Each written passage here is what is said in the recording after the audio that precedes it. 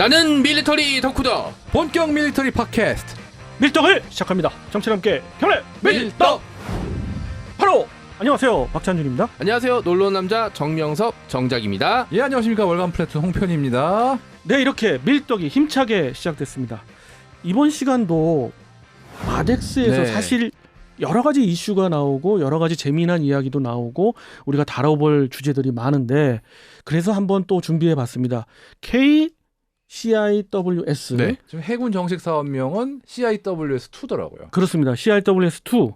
이 사업이 왜 오래전부터 시작이 됐냐면은 사실 그 전에 그 CIWS가 뭔지 한번 설명 좀 하는 예, 거예요. 근접 항공 방어 시스템이라고 그래가지고 근접 방공 체계. 예, 함정 네. 항공모함을 호위하는 함정도 마찬가지지만은 항모를 떠나서 해상 작전을 하는 모든 함정의 방공망은 여러 가지 다층 방어로 그렇죠. 되어 있습니다. 그 중에서 가장 마지막 단계에 있는 것이 근접 방공 무기 체계고 이 근접 방공 무기 체계를 통틀어서 CIWS라고 표현을 합니다. 그렇죠. 그 영화나 이렇게 애니메이션 같은데 보면 이렇게 미사일이 막 날라 함정에서 이제 대공 미사일 쐈는데 그게 빗나갔다. 내지는 뭐 폭파인데 또 뚫고 들어온다. 그럼 마지막에 막 기관포가 무르륵 하면서 이렇게 그렇죠. 막 부수는 게 나오거든요. 그렇죠. 사거리로 네. 뭐 한 4, 5km 부분까지 왔다. 그러면 네. 이제 그것도 해야죠. 뭐. 나가죠. 영화에서 봤어요. 그죠. 예, 네. 러시아에서 쏴주더라고요. 네, 헌터 킬러였죠. 예. 헌터 킬러. 역시 러시아제는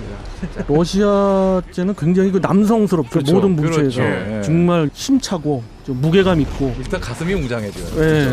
그리고 또 영화에서 그렇게 거기서 실제로 이제 발사 장면까지 나오니까 네, 그 소리까지 들리니까 아주 그냥 막 그죠. 그렇죠. 그 네, 러시아가 카시탄 같은 경우는 정말 게틀링을 2개를 달아놓고 미사일을 또 달아놓고 한마디로 남자의 어쨌든 로망이죠. 퍼붓는 거의 양은 정말 뭐 끝내주거든요. 진짜. 맞느냐 안 맞느냐 뭐 예. 다르게 별개 아니, 문제긴 그러니까 하잖아요. 중요하지 않아요. 맞느냐 안 맞느냐는 어쨌든 로망이 중요하지.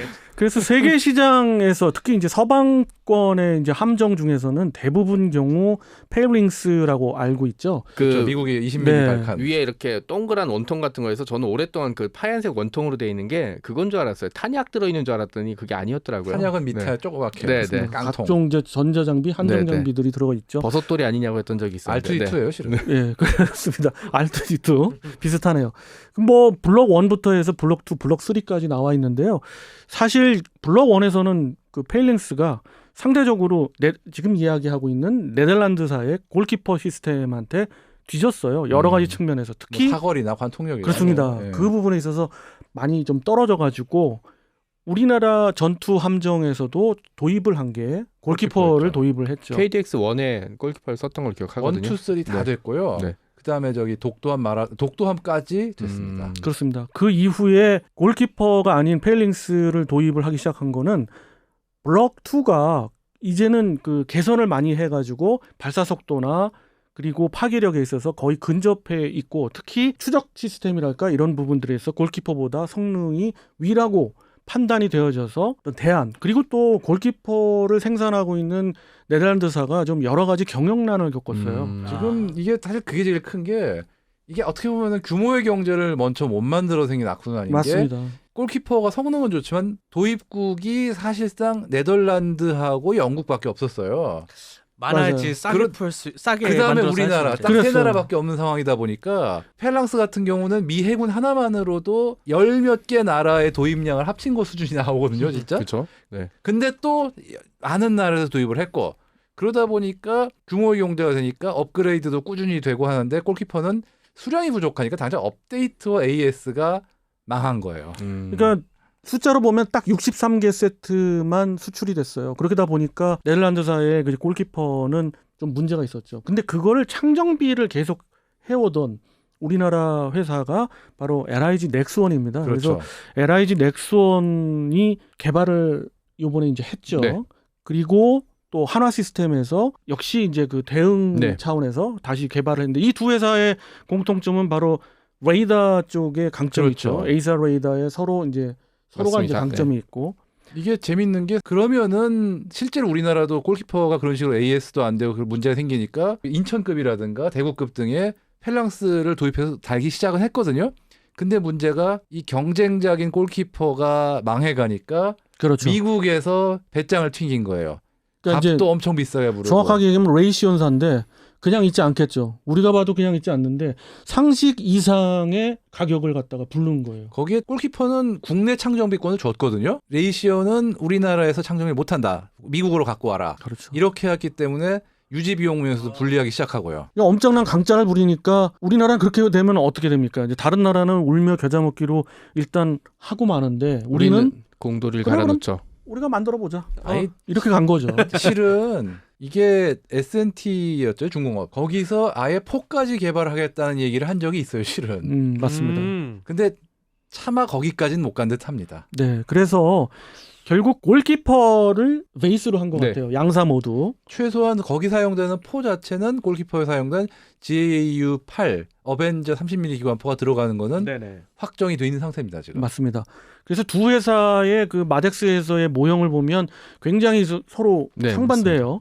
한쪽, 그러니까 이제 LIG 넥스온 쪽은 실물 크기의 CIWS를 공개했어요. 실물 그래가지고 크기 모형이죠. 그렇습니다. 모형이죠. 움직이기까지. 그렇습니다. 그 크게. 잘 움직이고 그러니까 굉장히 사람들이 많이 봤는데 일단 실물이기 때문에 웅장했고 그렇죠. 아 이렇구나. 덩치가 있더라고요. 함정에 장착하면 이렇게 되는구나라는 걸 저도 이제 그 전탐에 탑승해가지고 많이 봤습니다만은 특히 그런 데서 이제 보면 더 두드러지죠. 그렇죠. 아, 이게 게임에서 본 것 같아요.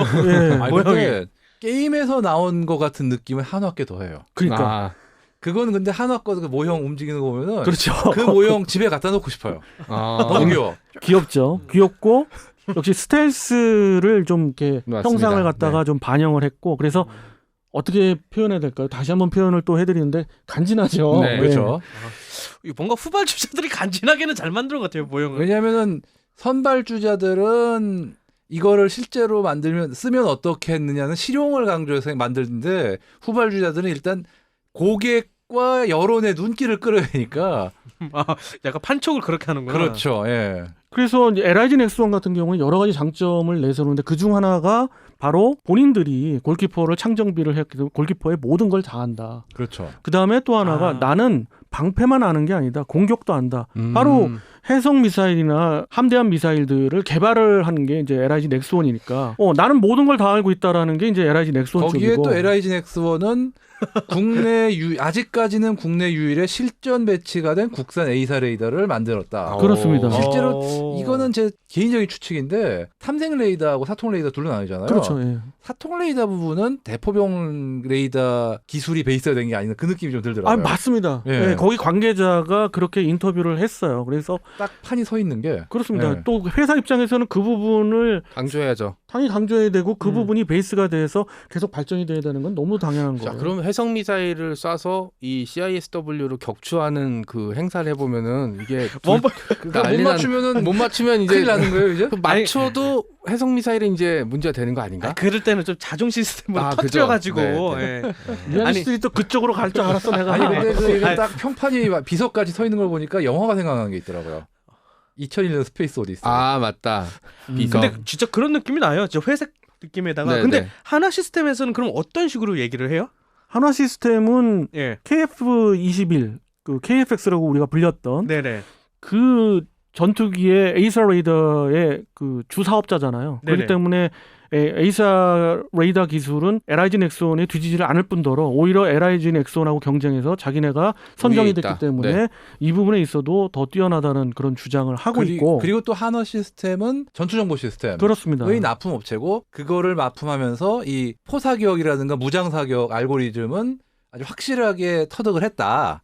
그렇기 때문에 우리가 더 유리하지 않겠냐 이런 어떤 주장을 하고 있으니까 사실 용어 상박이에요 진짜. 제가 맞습니다. 보기엔 진짜. 삼성 탈레스 시절부터 강점이 있었어요. 하나 시스템은 하나 시스템만의 강점이 있었고 그래서 양사가 맞붙었고 참 우열을 가리기가 좀 뭐한데 뭐 그냥 이거는 이제 우리 입장에서의 네. 이제 흥미 위주로 그렇죠. 양사의 어떤 건설적인 경쟁은 우리를 웃게 하니까 그런 입장에서 당사자들은 봤을 울겠지만, 네. 때 지금 현재까지 어느 회사께 좀 나아 보인다. 뭐 이야기해 주실 수 있을까요? 네.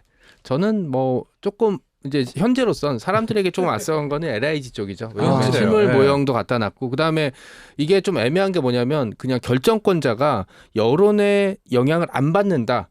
그러면은 뭐 이런 뭐 실물을 갖다 놓건 실물 할아버지 갖다 놓고 소용이 없는데 이런 전시회 때. 하지만 이게 국민 세금으로 들어가는 거고 이런 영향을 안 받을 수가 없거든요. 최근에서는. 그렇죠. 그러니까 뭐 현대중공업에 또 그 스키점프대 같이 간지나는 항모 모형을 갖다 놓은 것도 사실은 후발주자로서 불리한 기술적인 여건을 여론을 엎어버리겠다라는 식이었고요. 근데 이런 식으로 이렇게 모형 갖다 거 최소한 우린 이만큼 열심히 한다라는 걸 좀 보여주는 거잖아요. 뭐 아무리 뭐 사람들이 뭐 꼭 내가 서울에 가서 코끼리를 봤는데 동물원에 가서 그래봤자 코끼리를 직접 보는 것보다는 못 하거든요. 네, 그래서 분위기 상으로는 근데 저는 네. 설득당하네. 근데 하나 좀 아쉬운 건 있는 게 네. 아니 하려면은 네. 이 사나이들이 됐으면은 이 울컥하는 맛이 있어야죠. 발사 시험. 아니요. 3현장으로 만들어야 돼요. 아. 그래가지고 1분에 2만 1,000발을 쏘게 해야 됩니다. 그 중국에서 아닌가? 개발한다는 12,000 20연장 뭐 그렇죠. 이런 거요. 네. 그렇죠. 예. 그게 이제 또 무게도 생각 안 할 수밖에 없는데. 7연장 발칸이 세 개가 아이, 돌아가면 그런 거를 걱정하면 안 됩니다. 그러면은 그 건담인데 이거. 좀 남자다움이 있으신 또 홍 편장님이죠. 그럼 홍 편집장님 그러면 어느 쪽에 좀 마음이 가나요? 농담은 일단 접어두고 개인적으로는 적어도 어떤 레이더는 모르겠죠. 레이더나 사격 통제 알고리즘 같은 건 모르겠지만 기계적으로 준비가 제일 잘 된 거는 아무래도 LIG 아닌가라는 느낌. 진짜 LIG 같은 경우는 실제로 만들면 이렇겠다라는 어떤 그쵸. 준비가 제일 많이 돼 있는 것 같긴 해요. 한화는 좀 급하게 달려온 느낌이고. 네, 저도 비슷한 생각이고요. 또 하나 추가를 한다면 무엇보다 창정비를 했기 때문에 유지보수 측면에서 금액적인 측면에서 굉장히 강점이 있을 거예요. 그런 부분, 그런 경험적인 부분 간과해서는 안 되고 오히려 더 중요하거든요. 무기 체계에서는. 그리고 또 보수적으로 봐야 되기 때문에 제가 봐도 LIG 넥스원이 현재로서는 유리하다. 자, 이렇게 요까지 듣고 하나 디펜스 관계자분들이 좀 불안하시다. 그럼 저희를 한번 초대해 주시오. 하나 시스템. 네, 하나 시스템이 저희를 초대해 주시면 저희가 가서 상세하게 설명을 듣고 지금 어떻게 보면은 사실 인상 비평에 가깝잖아요. 그러니까는 상세하게 설명을 해주시면 저희가 보고 저희 방송에 반영을 해보도록 하겠습니다. 그리고 재밌는 게 이 두 회사 모두 유사시에 배의 어떤 레이더나 센서 체계나 전투 정보 시스템이 피격을 됐든 다운됐든 못 쓰게 되는 상황에서도 그 자체의 어떤 탐색 레이더가 사면에 다 있지 않습니까? 그러니까 저응급할 땐 CIWS만으로도 응급 방공 스테이션이 될 수 있다. 그 점을 또 강조를 하더라고요. 그렇죠. 리사 레이더도 있고. 네, 그렇죠. 바라건대는 이왕 이렇게 사업이 잘 진행되는 상황에서 우리 해군은 물론이고요. 이게 방산 수출도 잘 돼서 네덜란드사의 전철을 받지 않는 그런 또 회사가 됐으면 좋겠어요. 우리 해군이 달려고 하는 예상 수량만 해도 네덜란드 거보다 많을 것 같은데요, 지금. 아, 그래요? 저는 꽤 굉장히 많을 것 걱정은 같아요, 돼요. 지금. 네.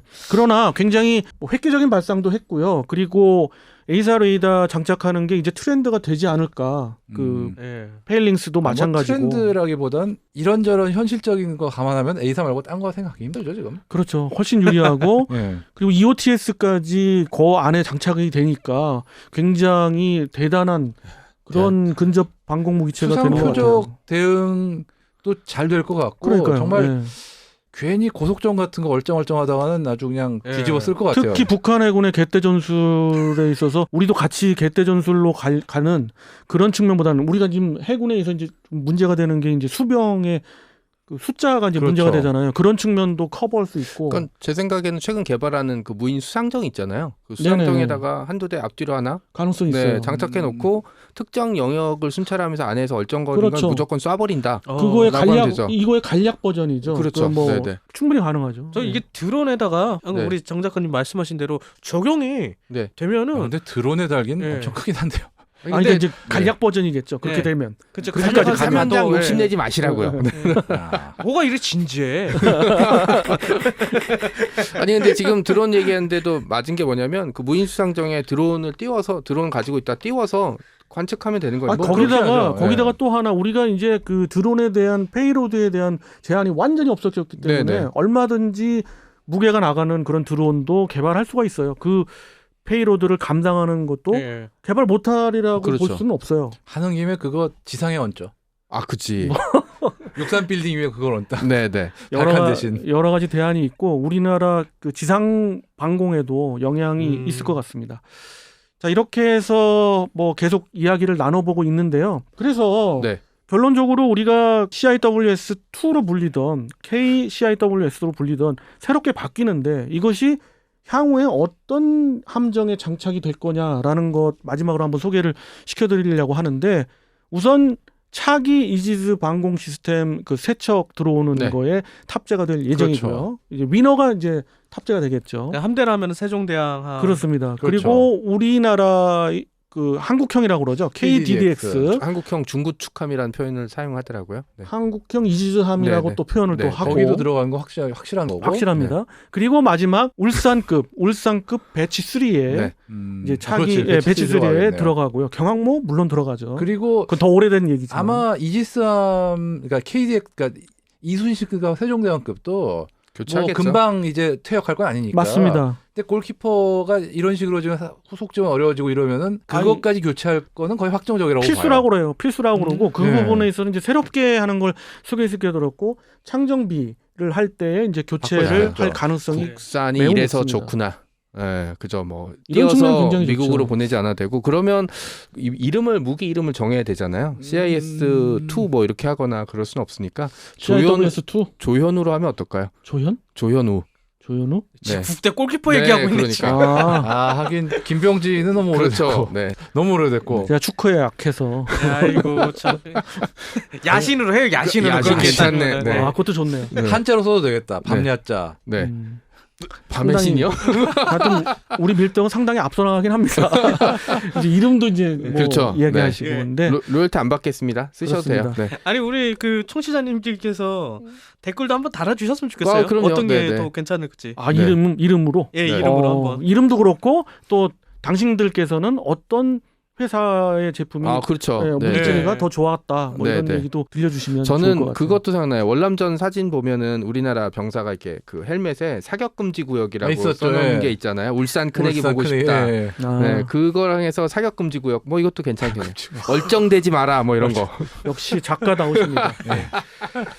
자 이렇게 해서 이야기를 나눠봤고요. 다음 시간에 또 다른 주제를 갖고 재미난 이야기로 네. 찾아뵙도록 하겠습니다. 청취자 여러분께 경례 밀떡!